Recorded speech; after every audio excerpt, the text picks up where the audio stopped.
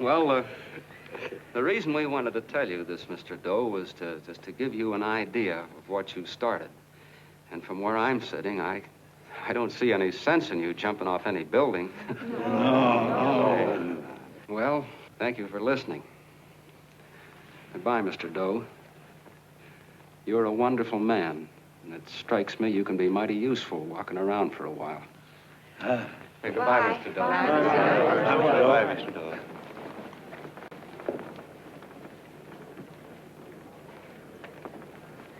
I'm Mrs. Delaney, Mr. Doe. And God bless you, my boy.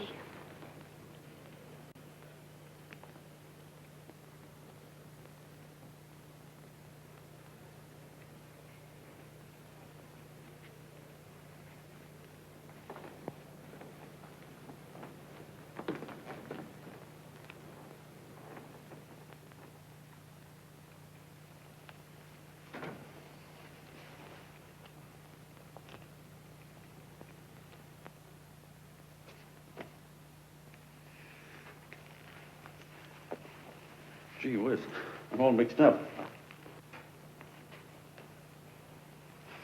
I don't get it. Look, all those swell people think I'm going to jump off a building or something. I never had any such idea. Gosh. The fellow'd have to be a mighty fine example himself to go around telling other people how to... Say, look, what happened the other night was on account of Miss Mitchell here. She wrote the stuff. Don't you see what a wonderful thing this can be? But we need you, John. You're hooked. I can see that right now. They got you. Well, I'm through. For 3 years, I've been trying to get you up to the Columbia River country. First, it was your glass arm. Then it was the radio. And now it's the John Doe clubs. Well, I ain't waiting another minute. Gangway, you helots. Hey, Colonel, wait a minute. Oh, please. Hey, Colonel! I want you personally to go along with John Doe and Miss Mitchell and handle the press and the radio. Me? Yes, I don't want to take any chances. And Johnson. Yes, Stevie? Your crew will do the mop-up job. They'll follow John Doe into every town, see that the clubs are properly organized and the charters issued. Right. There are only 8 flags up there now. I want to see that map covered before we get through.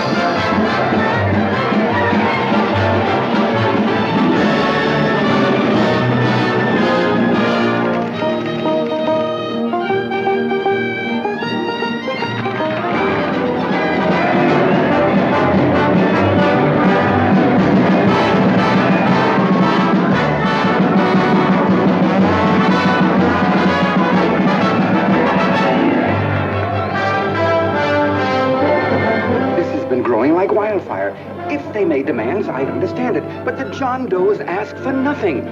People are going off relief. If this keeps up, I'll be out of a job. As soon as he gets strong enough, we'll find out what John Doe wants. 30 every Thursday, 60 at 60. Who knows what? I'm sorry, boss. They just won't let anybody talk politics to them. It's crazy.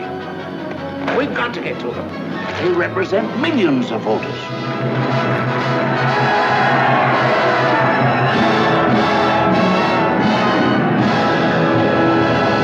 I tell you, ladies and gentlemen, this thing has been nothing short of a prairie fire. We've received so many applications for charters to the John Doe clubs, we haven't been able to take care of them. I'd hate to have that many pins stuck in me. This John Doe convention is a natural. It's going to put our city on the map. Why, over 2,400 John Doe clubs are sending delegates. Can you imagine that? You, Mr. Mayor, will be the official host. You will make the arrangements for decorating the city, parades, and a reception for John Doe when he gets home. And don't wear your high hat. No high hat? No high hat. And from you, Cannell, I want a special John Doe edition every day until the convention is over. And now, if you will, please step into the outer office and look your prettiest because there are photographers there to take pictures of this committee. Don't worry, Libby. Everything will be taken care of. Isn't it all too wonderful? Gather down here tonight, cool down, get a nice picture of you. Oh, Mr. Mayor, would you step down in front row, please? You ladies get close to him. That's it. Well, I don't get it. Get what? Look, DB, I'm supposed to know my way around. This John Doe movement has cost you a fortune. Now, this convention is going to cost plenty. Well? Well, I'm stuck with 2 and 2, and I'm a sucker if I can make 4 out of it. Where do you come in? I'll have the satisfaction of knowing that my money has been spent for a worthy cause. I see. I better stick to running the paper, huh? I think maybe you better had. Cannell, I'd like to have the John Doe contract, all the receipts for the money we advanced him with the letter Miss Mitchell wrote, for which I gave her $1,000. Yes, sure. Well, we leave for the airport. Half an hour. Is that Johnny boy's room? Better hustle him up. He'll be ready on time. He's packing now. Ah, good. Did you see his picture on the cover of Time? Yeah. I gotta give you credit, Annie girl. I've handled a good many big promotions in my time. Everything from a World's Fair to a channel swimmer. But this one has certainly got me spinning. And now a John Doe convention. Wow. Say, if you could only get him to jump off the City Hall roof on Christmas Eve, I'd guarantee you 500,000 people there. Charlie. Huh? What do you make of him? Oh, Johnny boy? Well, I don't know what angle you want, but I'll give it to you quick. Number 1, he's got great yokel appeal, but he's a nice guy. Number 2, he's beginning to believe he really wrote that original suicide letter that you made up. Number 3, he thinks that you're Joan of Arc or something. Yeah, I know. Number 4, well, you know what number 4 is. He's nuts about you. Yeah, it's running out of his ears. You left out number 5. We're all heels, me especially. Holy smoke. Come in.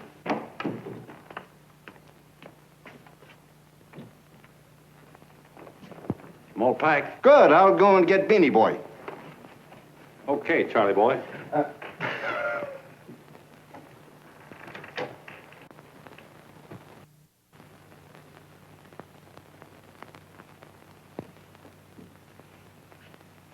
Can I help you pack? No, thank you.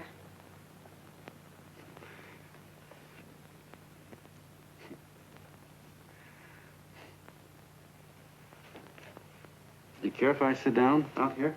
No.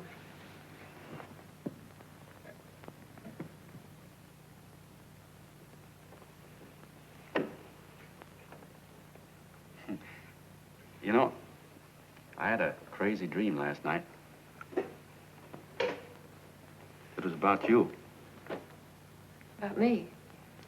Yeah, sure was crazy. I dreamt I was your father.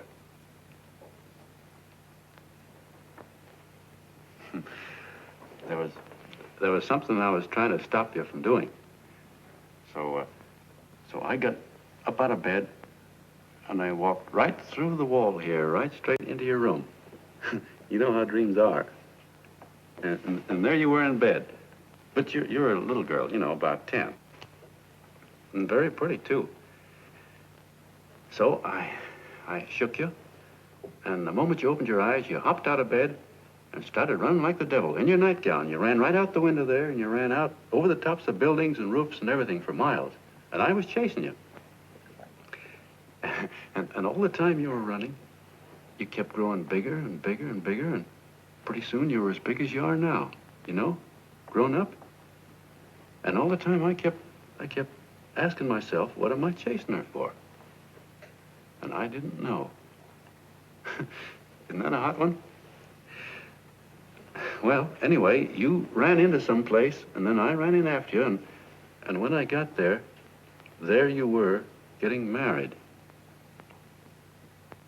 And the nightgown had changed into a beautiful wedding gown. You sure look pretty, too. And then I knew what it was I was trying to stop you from doing. Dreams are sure crazy, aren't they? Well, would you like to know who it was you were marrying? Oh, a tall, handsome Hugh Bangy, I suppose.